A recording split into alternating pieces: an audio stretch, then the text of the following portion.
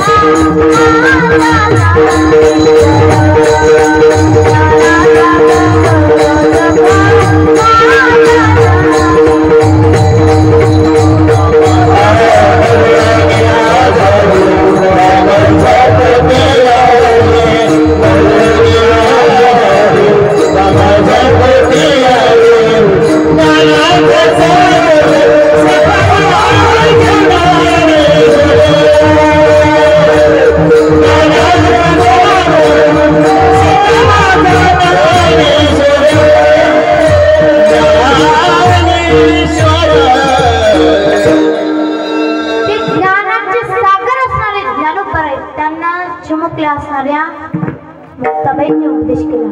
अहो एवढे मोठे होते, त्यांच्याकडे ज्ञानाचा सागर होता, तरी सुद्धा चिमुकल्या असणाऱ्या मुक्ताबाईंनी उपदेश केला. मग जर मोठे कुठं चुकत असतील तर लहानाने जरी उपदेश केला तरी चालते, आणि जर लहान कुठं चुकत असतील तर मोठ्याने जरी उपदेश केला तरी चालते. विठ्ठल विठ्ठल.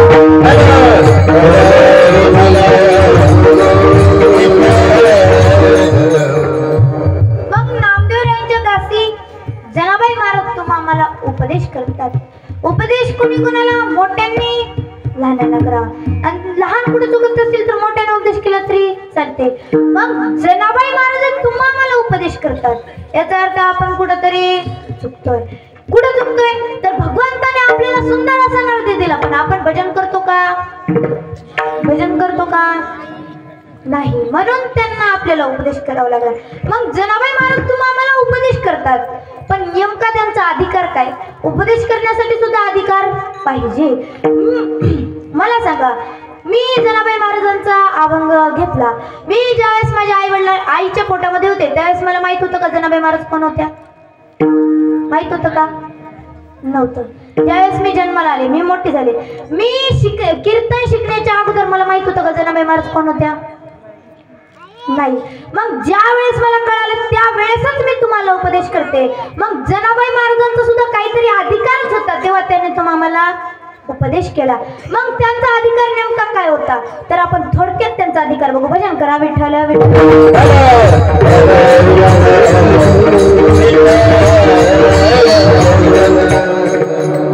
ज्या जनाबाई महाराज तुम्हाला उपदेश करतात नेमका त्यांचा अधिकार काय बघा. अहो तो जगाचा चालक मला भगवान परमात्मा जनाबाई महाराजांचं डोकं धुण्याचं काम केलं त्या भगवंताने. अहो पहिल्या वेळेस शॅम्पू वगैरे नव्हतं. भगवंताने हातामध्ये लोणी घ्यायचं आणि जनाबाई महाराजांचं डोकं धुवायचं. हाती घेऊन या लोणी डोई चोळे चक्रपाणी. अहो एवढंच नाही, नुसतं डोकं धुण्याचंच काम केलं का, तर हुवा पाहण्याचं सुद्धा काम केलं. जणी डोईने गांजली विठाबाई धाविनली एके हाती बुचडा सोडी हुवा मारत असे तातडी. अहो जनाबाई महाराज तुळशीच्या वणी जना उकलते वेणी. जनाबाई महाराजांनी उकलायच्या आणि भगवंत त्यांच्या हुवा पाहायचे. अहो स्वतःच अहो तुम्ही एखाद्या बघाच करून असं डोकं खाजवायचं मालक समोर द्यायचं म्हणायचं का खूपच हुवा झाला, 4-5 हुवा काढशाल का, काढेल का होते 2 काना खाली देईल. मग तुला काय लाज, तुला काय अक्कल, नवऱ्याला हुवा पाहायला सांगते.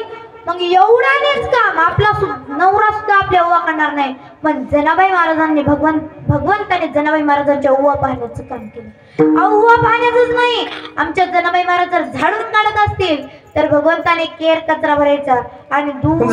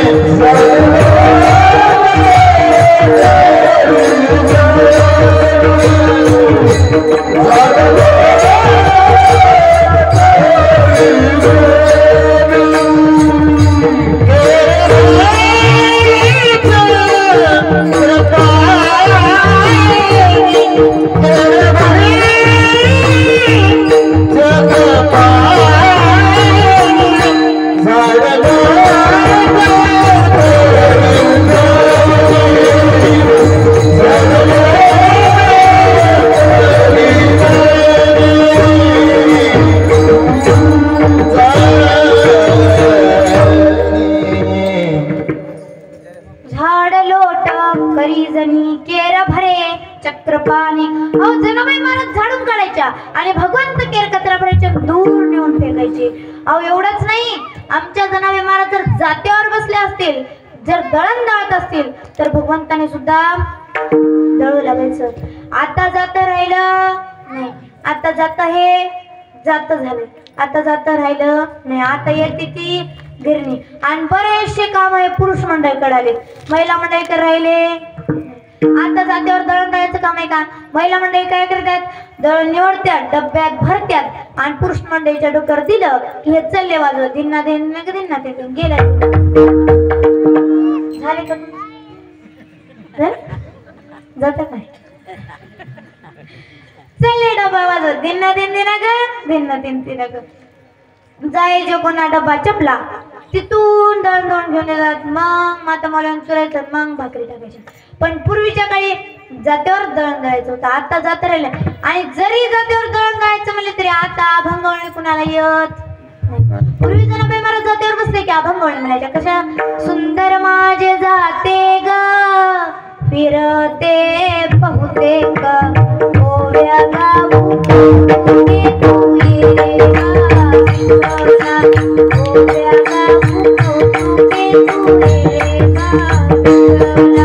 सासुवानी सासरा फिरतो तिसरा ओव्या गाऊ घातार ओव्या गाऊ घातार सुंदर अभंग म्हणायच्या. अभंग कोणता म्हणायच्या, एग एग विठाबाई एग एग विठाबाई माझ्या आई एग एग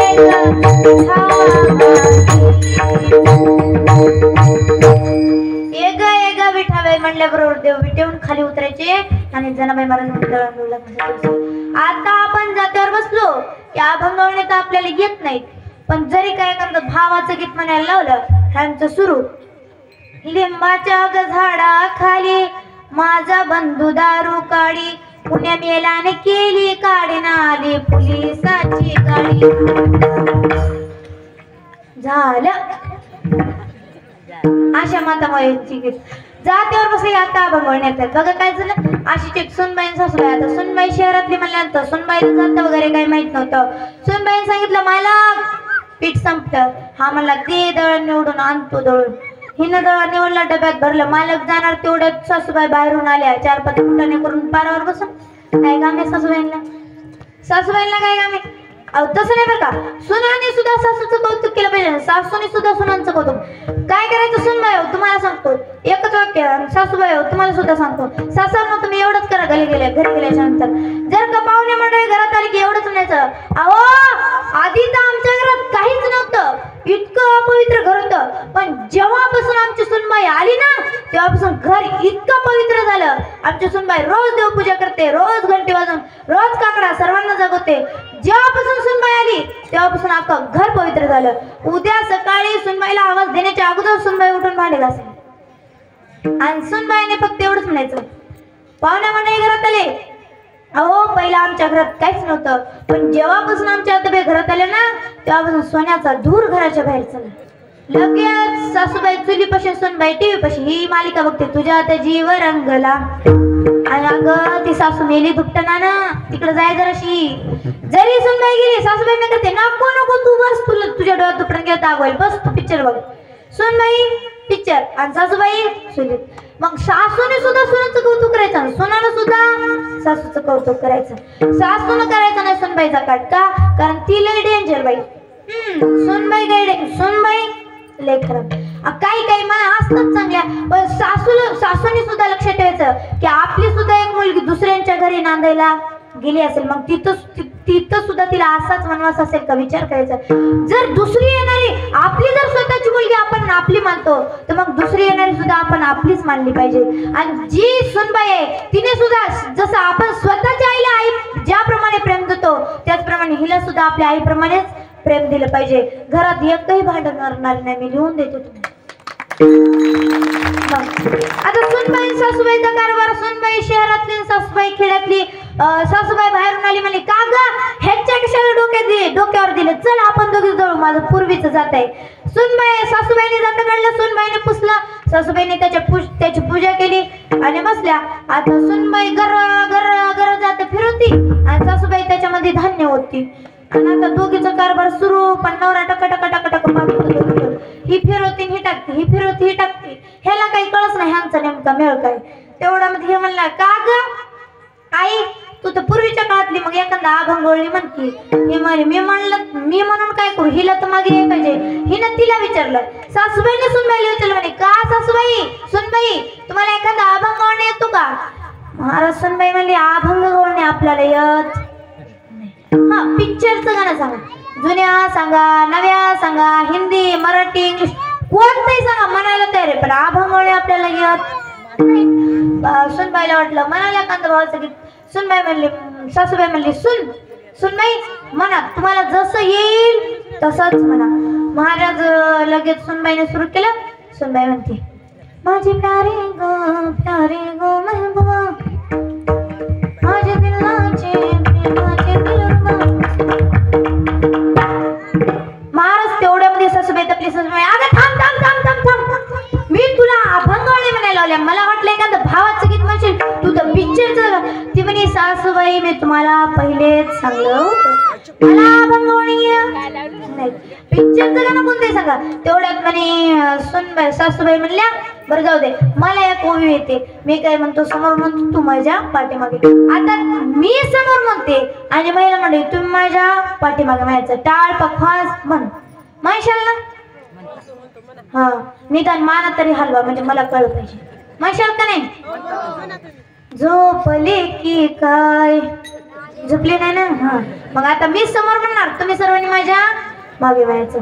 पहिली माझी ओवी गा विठ्ठला गाईना, पहिली माझी ओवी गा विठ्ठला गाईना.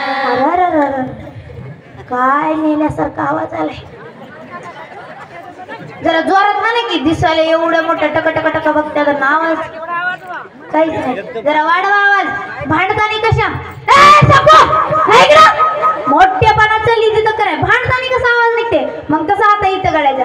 पहिली माझी ओवी गा विठ्ठला गाईना, पहिली माझी ओवी गा विठ्ठला गाईना.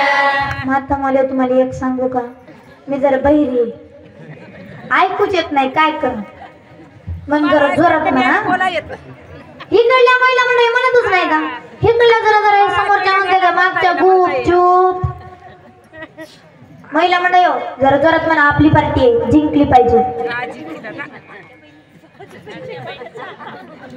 जरा जोरात म्हणा तुम्ही जर का मग मी तुम्हाला पहिल्यांदा तुमच्या लाडक्या बहिणीच्या अकाउंटची शपथ जरा जोरात म्हणा तुम्ही जर का जोरात नाही मला तर उद्या पैसे बंद मग येशाल माझ्या घरी नका येऊ बरं का जरा जोरात म्हणा पहिली माझी ओवी ग विठ्ठला गाईन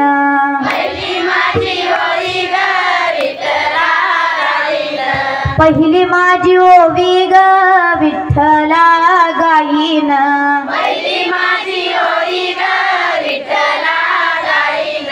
नवऱ्याच्या डोक्यावरती दळण मी देईन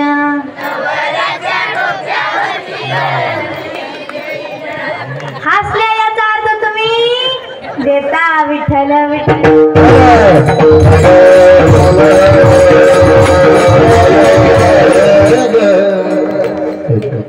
सुनबाई मागून सासूबाई समोर आता सुनबाईला काय माहित सासूबाई आपल्याला टोमणे द्यायली सुरू या दोघींचं आणि सासू सुनांचं भांडण म्हणल्यानंतर काय पाहायचं कामच नाही सासूबाई हसत हसत टोमणे देते पण सुनबाईला कळत कारण ही सासूबाई पूर्वीचं मॉडल आणि आत्ताचं मॉडल पूर्वीच्या मॉडल आणि आत्ताचं मॉडल काय ऐकणार आहे ऐकत नाही मग दोघीचं सुरू ही समोर ती माग एकच उभी नवरा पागल मग आता आपल्याला अभंग येत नाही जरी जात्यावर बसलो तरी भावाचं वाट चारे वाट सरा काय पाहतो घराला सोन्याचं कुलूप माझ्या बंधूच्या वाड्याला असं म्हणलं एका माता म्हणलं असं म्हणलं 4-5 चोरांना ऐकलं चोर म्हणले बाबा बाबा कुलूप जर सोन्याचं असेल तर घरात किती सोनं असेल ती चोर गेले हिच्या बंधूच्या वाड्यावर जाऊन पाहतात काय दरवाजा तुटका मोडका लोखंडाचं कुलूप आणि तेही तुटलेलं अर्ध आणि दारासमोर 4-5 बाटल्या पडल्या आणि तेही मोकळ्या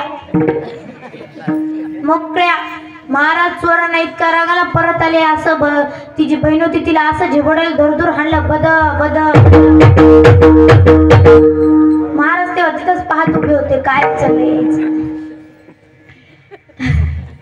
सुरू बद चोराने पक्के हाणून सोडलीला आणि नंतर महाराज म्हणले काय रे म्हणू द्याव काय हाणताय मला तेवढ्यामध्ये हा म्हणला बाई ग तू तर जात्यावर बसून मोठा शहाणपणा सांगत होती सोन्याचं कुलूप माझ्या बंधूच्या वड्याला तिथं जाऊन बघितलं तर म्हणे लोकांना ते तुटका आणि तू सांगते की सोन्याचं कुलूप अहो बहिणीला भावाचा लय मोठेपणा काय इतका चमकपणा मिठातलं काढते आणि तेलातलं काढते आणि जिरातलं काढते आणि मोहरीतलं काढते आणि सगळे पैसे नवऱ्याच्या खिशातलं काढते आणि माहेरला जाते आणि नथ घेते आणि गावाकडे येते आणि 4 बायाला गेले मग सगळं नथ दिसली पाहिजे ना काय झालं नथ हल्ली पाहिजे दिसली पाहिजे विचारलं पाहिजे कधी घेतली कुणी घेतली भावानी कमी नाही सोन्याची चांदीची नाही सोन्याची भाव वाढत चालले सोन्याची कमी नाही जरा भावाचा मोठेपणा नंतर नवऱ्याकडे जाते म्हणती माझ्या भावाने घेतली हा पण म्हणतो छान यार तुझाच माल आहे खिशात हाता घालून मग पैसे पुढे चाललेत ह्याच्यातलं त्याच्यातलं काढती भावाकडे जाते इतकं भाव बहिणीचं प्रेम लय भाव बहिणीमध्ये प्रेम भाव इकडलं नाही खायचं एकच गायचं एकायचं बायको कसं रांगत जाते आणि सांगत येते असं असते माता माऊल्यांचं बरं का म्हणून बायांच्या नादी कधी लागायचं नाही अहो बघा मला सांगा बाबा आपल्या शेतामध्ये जर का झेंडूचं रोप लावलं तर त्याच्याकडे डुकरं आत देऊ नये म्हणून काय लावतात महिला मंडळीच्या साड्या मग त्या साडीला सुद्धा डुक्कर भेटते मग तुमची आमची काय कथा आहे ती तर साडी आहे इथं तर साक्षात त्या आहेत मग तुमची आमची काय कथा आहे मग त्यांच्या नादी लागायचं नाही भावाचं गीत म्हटलं झोडून काढली चांगली लय मोठेपणा महिला मंडळीला भावाचा मग भावाचं गीत म्हणलं मग आता जात्यावर आपल्याला भावाचं जरी आलं तरी आपण असं म्हणतो आपल्याला चांगले आता गाणे येत नाही अहो जातच राहिले नाही तर गाणे अभंगवणे हवे तर दूरच्याच गोष्टी राहिल्या आता जाता राहिले नाही जाता झालं पूर्वीच्या काळात जनाबे महाराज सकाळच्या 4 वाजता उठायच्या जात्यावर बसायच्या दळण दळायच्या भगवंत सुद्धा त्यांना दळण दळू लागायची अहो माया लेकीच्या पलीकडे भगवंताचं जनाबाई महाराजांचं प्रेम होतं एवढंच नाही, आमच्या जनाबाई महाराज जर का गौऱ्या वेचण्यासाठी गेले असतील तर भगवंत सुद्धा त्यांना गौऱ्या वेचू लागायचे. म्हणतात ना, संतांची कीर्ती वाऱ्यासारखी पसरते. जनाबाई महाराजांची कीर्ती वाऱ्यासारखी पसरली. वाऱ्या हाती माप चाले सज्जनाचे, कीर्ती मुख त्याचे नारायण. जनाबाई महाराजांची कीर्ती वाऱ्यासारखी पसरली. काशीचे संत कबीर महाराज कीर्ती ऐकून जनाबाई महाराजांना भेटण्यासाठी आले. पंढरपूरमध्ये आले. विचारलं म्हणे, का नामदेवरायांचं घर कुठे आहे? त्यांनी सांगितलं, ज्या घरावर जास्तीची भगवी पताका, घरासमोर जास्तीची तुळशी वृंदावन असतील ते म्हणे नामदेवरायांचं घर. आले, विचारलं, बाहेरून आवाज दिला, संत श्रेष्ठ जनाबाई महाराज आहेत का घरामध्ये? आतून आवाज दिला, ती गेली जणी गोपाळपुरामध्ये गौऱ्याचे. कबीर महाराजांनी विचार केला, संत गौऱ्याचे असेल काय काम, चला आपण तिकडे जाऊ. आणि त्या ठिकाणी जनाबाई महाराजांना भगवंत गौऱ्या वेचू लागत होते, रायशेने गौऱ्या वेचू लागत होते. आणि जनाबाई महाराजांचा ढेक बघितला तो डोक्याच्या वरी, आणि बाकीचे जे महिला मंडळी होते त्यांचा जर बघितला, टोंगळा कळतो का? टोंगळा, अय टोंगळा कळतो का? अय माळझरा कळते ना? टोंगळ्याच्या खाली. आणि जनाबाई महाराजांचं डोकं कळते का? तुमचं डोकं दुखते का? नाही डोकं आहे का? हाय तवच दुखते म्हणावं असं बोले. कीर्तन करायला अजिबात भ्यायचं. एखादा प्रश्न असेल तरी विचारला तरी चालते. आणि पट बोलत जायचं. म्हणजे तुम्ही बोललं म्हणजे आम्हाला बोलायचं हा असं बोलायचं. मग आता जनाबाई महाराजांचं ढेके डोक्याच्या वरी. आपण बाकीच्या महिला मंडळी एकूण एकीमध्ये कुजबुज सुरू केली. म्हणे, का गो तिचा ढेक बघितला तर डोक्याच्या वरी ना आपल्या टोंगळ्याच्या खाली? म्हणे, नक्कीच आपल्या गौऱ्या चोरती. मग जनाबाई महाराजांबरोबर भांडायला लागली. म्हणे, का ग जने, तुझा ढीक बघितला तर डोक्याच्या वरी आणि आमचा बघितला तर टोंगळ्याच्या खाली. नक्कीच आम्ही गौऱ्या वेचायला गेल्यानंतर तू आमच्या गौऱ्या चोरल्या. महाराजांचं कडाक्याचं भांडण चालू. तेवढ्यामध्ये कबीर महाराज आले आणि विचारलं, म्हणे, का हो संत श्रेष्ठ जनाबाई महाराज आहेत का इथं? महाराज, जी महिला जनाबाई महाराजाबरोबर भांडत होती ती म्हणे, संतान श्रेष्ठ जनाबाई, अहो हीच ती भांडकुदा जणी, एकतर माझ्या गौऱ्या चोरल्या आणि वरून मलाच भांडते. महाराज कबीर महाराज म्हणले, फुक्कट श्रम झाले हो, काहीच फायदा झाला नाही, चला परत. तेवढ्यामध्ये जनाबाई महाराजांनी आवाज दिला, ओ हा बाबा कुठे झाले? इकडं.